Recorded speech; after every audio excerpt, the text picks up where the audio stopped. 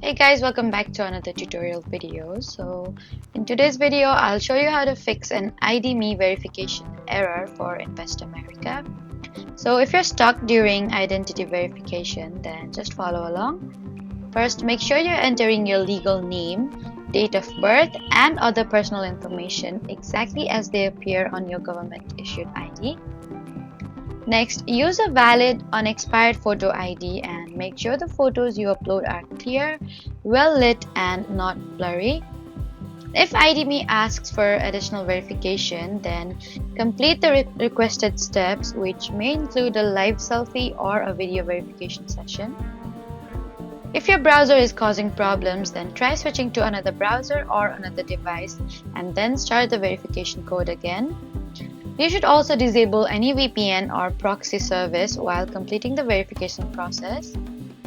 Finally, if you're still unable to verify your identity, contact ID.me support for help with your verification before returning to Invest America.